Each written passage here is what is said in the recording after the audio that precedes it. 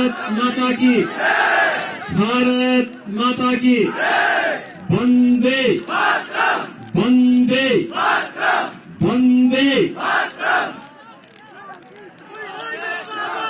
आज के इस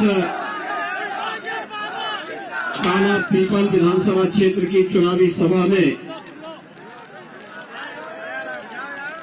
उपस्थित भारतीय जनता पार्टी के जिला के अध्यक्ष श्री अशोक नायक जी, लोकप्रिय सांसद श्री महेंद्र सिंह सोलंकी जी, भारतीय जनता पार्टी के लोकप्रिय प्रत्याशी श्री घनश्याम चंद्रवंशी जी, विधानसभा संयोजक श्री अशोक जी, तेज सिंह जी, राय सिंह जी, पूज्य संत श्री गोविंद जानी जी और इस विधानसभा क्षेत्र से जुड़े हुए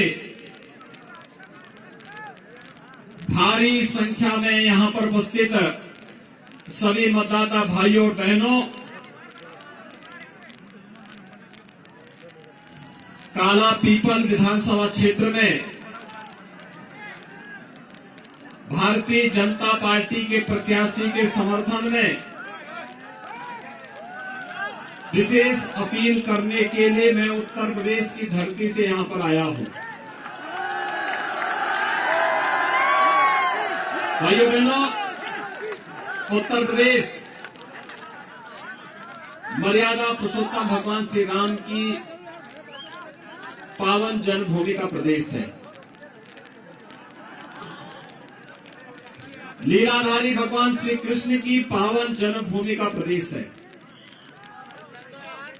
बाबा विश्वनाथ धाम, मां विंध्यवासिनी धाम और मां गंगा और मां यमुना का पावन प्रदेश है। भाइयों बहनों, उत्तर प्रदेश तो बदल चुका है, अब देश भी तेजी के साथ प्रधानमंत्री मोदी जी के नेतृत्व में दुनिया के लिए कुछ नए उदाहरण प्रस्तुत कर रहा है। एक नए भारत का दर्शन आज हम सब कर रहे हैं और मैं इसे कहता हूं कि हमारी पीढ़ी तो सौभाग्यशाली है कि जो कार्य कई 100 वर्षों में नहीं हो पाए, दशकों से नहीं हो पाए, आज उन कार्यों को मूर्त रूप होते हुए हम देख रहे हैं। ये मूर्त रूप विकास के कार्य हो, लोक कल्याणकारी कार्य हो, विरासत का सम्मान हो या आस्था के हमारे भव्य मंदिरों की पुनर्स्थापना का कार्य, ये पूरी भव्यता और पूरी दिव्यता के साथ चल रहे हैं। भैया बहनों, 2014 के पहले क्या कोई सोचता था कि काशी विश्वनाथ धाम में इतना परिवर्तन आ जाएगा? क्या कोई ये सोचता था कि केदारपुरी फिर से स्थापित हो पाएगी? क्या कोई ये सोच पाता था कि सोमनाथ का मंदिर जैसे सरदार वल्लभ भाई पटेल ने अपने पुरुषार्थ से स्थापित करवाया, आजादी के बाद भारत की सांस्कृतिक वैभव की पुनर्स्थापना का एक बड़ा अभियान था, उसे भव्य स्वरूप दे पाएंगे? क्या कोई सोचता था कि महाकाल का महालोक इस भव्यता और दिव्यता के साथ फिर से अपनी आभा बिखेरेगा? भाइयों बहनों, लोगों को विश्वास ही नहीं होता था। लोग कहते थे इसको नियति मान चुके थे, लेकिन जब योग्य और सक्षम नेतृत्व आता है तो भाइयों बहनों असंभव को भी संभव बनाने का मादा रखता है। ऐसे ही जैसे अयोध्या में राम मंदिर के निर्माण का कार्य हुआ है, कांग्रेस ने तो मान लिया था कि राम मंदिर बन ही नहीं सकता, और इसके लिए कांग्रेसियों ने झूठ का सहारा क्या लिया?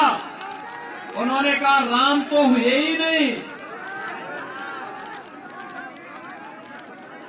यानी उन्होंने राम और कृष्ण को नकार दिया।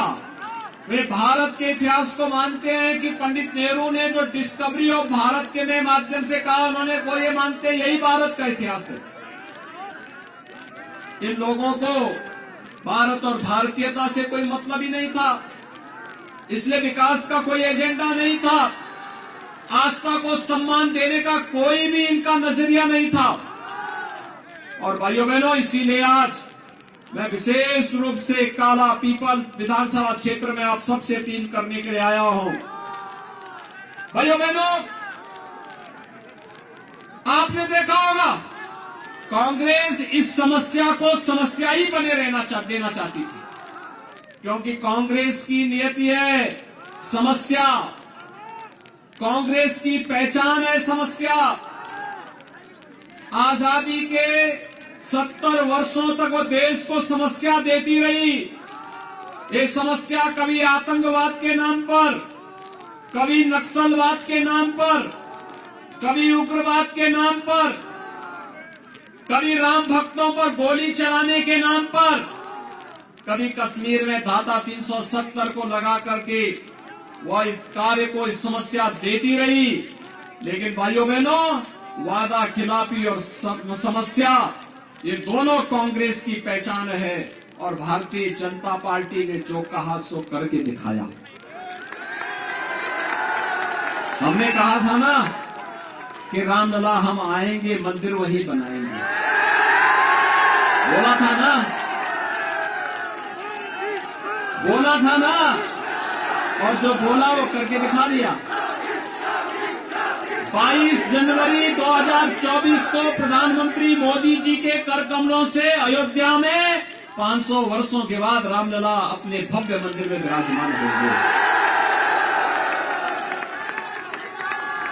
भाइयों बहनों, कांग्रेस अगर समस्या का समाधान चाहती, 1947 में देश की आजादी के बाद, 1952 में पहले चुनाव के बाद, वह कभी भी हर घर में शौचालय बनाने का कार्यक्रम कर सकती थी, हर गरीब को घर दे सकती थी, हर गांव तक बिजली पहुंचा सकती थी, हर परिवार को रसोई गैस के उज्ज्वला योजना के कनेक्शन दे सकती थी, भूख से मर रहे लोगों के लिए अन्न की व्यवस्था कर सकती थी, बीमारी से तड़पते हुए लोगों के लिए भी स्वास्थ्य बीमा का कवर दे सकती थी। कांग्रेस ने इनमें से कुछ भी तो नहीं किया, कुछ भी नहीं किया। यहां तो उल्टा करती थी कांग्रेस, कहती थी देश के संसाधनों पर तो केवल मुसलमानों का अधिकार है, यही तो कहती थी। इस देश का हिंदू कहां जाएगा, कहां जाएगा? और उसके साथ जिस प्रकार का भेदभाव करती थी, भाइयों बहनों, यह देश और इस देश की युवा पीढ़ी को कांग्रेस को कभी माफ नहीं करना चाहिए, कभी माफ नहीं करना चाहिए। राजनीति जिनके लिए पेशा हो जाए, राजनीति जिसको जो लोग अपनी बपौती बना ले, राजनीति छल छद्म और धोखा देने का देश के साथ, समाज के साथ, युवा पीढ़ी के भविष्य के साथ खिलवाड़ करने का जो लोग कुछित प्रयास करते हैं, उन्हें राजनीति के इतिहास में सदैव के लिए समाप्त कर देना चाहिए, दफन कर देना चाहिए। उनके राजनीति की दुकानें हमेशा के लिए बंद हो जानी चाहिए।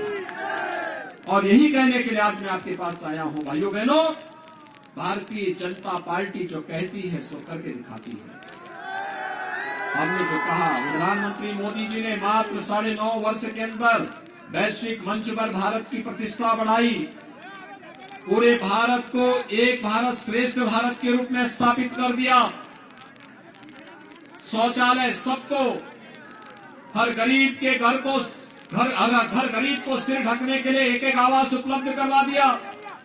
4 करोड़ गरीबों के मकान 9.5 वर्ष में बन गए। भाइयों बहनों, 10 करोड़ गरीबों को उज्ज्वला योजना के कनेक्शन मिल गए। 12 करोड़ गरीबों को एक शौचालय मिल गया। 80 करोड़ गरीबों को कोरोना कालखंड में फ्री में राशन देने की व्यवस्था और अगले 5 वर्ष तक फ्री में राशन गरीबों को मिलता रहेगा, ये काम मोदी जी ने किया है। इंफ्रास्ट्रक्चर के अत्याधुनिक इंफ्रास्ट्रक्चर का highway, railway, metro, AIIMS, IIT, IIM, ये आधुनिक भारत की पहचान बन रही है। भाइयों बहनों, इसीलिए आज मैं आपके पास आया हूं आपसे कहने के लिए, ये कांग्रेस तो वायदा खिलाफी करती है। कहा तो था कांग्रेस ने, कांग्रेस के प्रत्याशी ने पिछली बार कहा था ना कि कर्जा माफ कर देंगे, कहा था ना 2 लाख तक का कर्जा माफ कर देंगे, कहा था ना, और कहा था सरकार नहीं करेगी तो अपना खेत बेच करके करेगा। क्या पूछा जाना चाहिए कहां गया ये पैसा? क्योंकि कांग्रेस प्रत्याशी को तो लव जिहाद से ही फुर्सत नहीं थी, लव जिहादियों को पैसे देने से फुर्सत नहीं थी। यानी उनको ये भी फुर्सत नहीं थी कि हिंदू बालिकाओं के साथ क्या कुछ घटित हो रहा है, और उन उपद्रवियों और सौदों के खिलाफ कार्रवाई करवाने की बजाय उनके साथ खड़े हो जाते थे, उनके समर्थन में खड़े हो जाते थे। भाइयों बहनों, डबल इंजन की सरकार है और डबल इंजन की सरकार डबल स्पीड के साथ कार्य करती है। याद करिए, उत्तर प्रदेश में डबल इंजन की सरकार नहीं होती तो क्या राम मंदिर की समस्या का समाधान हो गया होता क्या? और अगर मध्य प्रदेश में डबल इंजन की सरकार नहीं होती तो क्या महाकाल का महालोक बन गया होता क्या? कांग्रेसी तो कभी बनाते ही नहीं, कभी नहीं बनाते, इनके एजेंडे के हिस्से ही नहीं, क्योंकि महाकाल का महालोक और राम मंदिर के निर्माण में, काशी विश्वनाथ धाम के निर्माण में इनको सांप्रदायिकता नजर आती है। लव जिहादी उन तत्वों को जो अपनी जिहादी मानसिकता का जहर उगल रहे हैं, उनमें सांप्रदायिकता नजर नहीं आती, उनमें सद्भावना इनको नजर आती है, उनमें सद्भावना नजर आती है। लेकिन राम मंदिर इनके लिए सांप्रदायिकता का प्रतीक है और राम मंदिर हमारे लिए राष्ट्रीयता का प्रतीक है, भारत की राष्ट्रीयता का प्रतीक। ये राष्ट्र मंदिर है, भारत के अंदर राम राज्य की आधारशिला को रखने का प्रयास है। बिना भेदभाव के सबके साथ न्याय हो सके, सबका साथ और सबके विकास की भावना के साथ हम सब मिलकर के कार्य कर सके, भारत को दुनिया की एक सबसे बड़ी ताकत के रूप में स्थापित कर सके, हमारा भारत फिर से विश्व गुरु के रूप में स्थापित हो, इस भाव के साथ राम मंदिर के निर्माण के अभियान के साथ हम सब जुड़े हैं।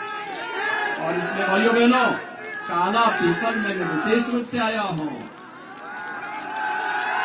मुझे बताया गया कि सभा कल कहीं दूसरी जगह होनी थी, लेकिन यहां पर कर दी गई, और यहां पर भी मैं देख रहा हूं रेला है, रेला रेला। आप सबका मैं अभिनंदन करता हूं, केवल आपसे एक ही अपील करता हूं, भारतीय जनता पार्टी ने अपने युवा और जुझारू कार्यकर्ता को प्रत्याशी बनाकर के उतारा है।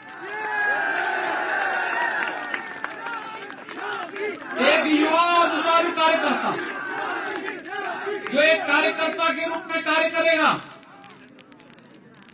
एक योग्य जनप्रतिनिधि के रूप में सरकार के पास यहां की समस्या को रखेगा और काला पीपल को भी महाकाल लोक की अनुभूति कराने की दिशा में अग्रसर कराएगा। योजनाओं का लाभ यहां हर गांव, हर गरीब, हर किसान, हर नौजवान,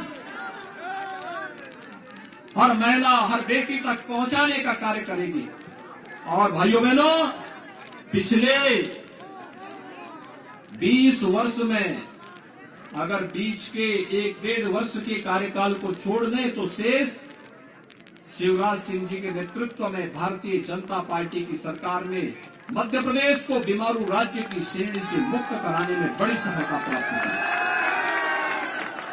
अक्सर होता था उत्तर प्रदेश और मध्य प्रदेश, ये दोनों पर बिहार और राजस्थान की तरह बीमारू प्रदेश का ठप्पा लगता था।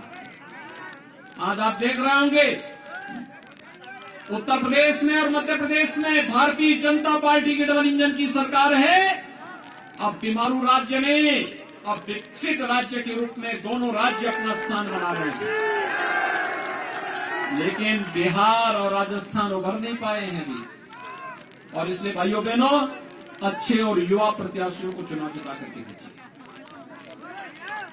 ये युवा प्रत्याशी यहां के विकास के लिए पूरी ताकत के साथ लगेंगे, सरकार की योजनाओं को यहां तक पहुंचाने का कार्य करेंगे, कांग्रेस के झूठ और वादा खिलाफी के मुद्दों से उभार करके विकास की योजनाओं को बिना भेदभाव के प्रत्येक नागरिक तक पहुंचाने का कार्य करेंगे। और इसी विश्वास के साथ आज हम सब आपके पास आए हैं कि भाइयों बहनों, फिर से मध्य प्रदेश में प्रधानमंत्री मोदी जी के मार्गदर्शन और नेतृत्व में भारतीय जनता पार्टी की डबल इंजन की सरकार बने।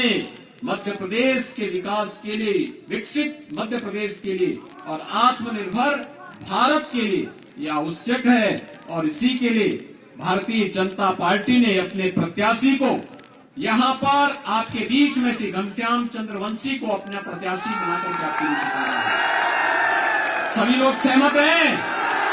कमल चुनाव चिन्ह पर कांग्रेस के वादा खिलाफी और झूठ को दफन करने के लिए दीपावली है। संकल्प ले लीजिए, 11 को अयोध्या में हम लोग दीपोत्सव का भव्य आयोजन करते हैं और 11 नवंबर को यह आयोजन होगा। और उस दिन एक और दीपोत्सव से शुभ कार्य की शुरुआत और दूसरी तरफ हर प्रकार की विघ्न बाधाओं को वहीं पर छोड़ने का एक संकल्प भी होना चाहिए। सहमत हैं? और 17 नवंबर को जब मध्य प्रदेश में विधानसभा चुनाव होंगे, एक एक सीट पर कमल खिलता हुआ दिखना चाहिए। सहमत हैं? काला पीपल में भी कमल खिलेगा ना? सभी सहमत हैं? भाइयों बहनों, सहमत हैं तो अयोध्या के लिए अभी से हम कहेंगे घनश्याम जी से कि अभी से अयोध्या में राम मंदिर निर्माण के बाद काला पीपल के श्रद्धालुओं को दर्शन कराने की तैयारी भी करवाइए। सहमत है ना सब लोग? तो कमल चुनाव चिन्ह पर घनश्याम जी को भारी बहुमत से विजयी बनाने की अपील करते हुए अपनी वाणी को देता हूं विराम। मेरे साथ बोलेंगे जय जय श्री राम, जय जय श्री राम।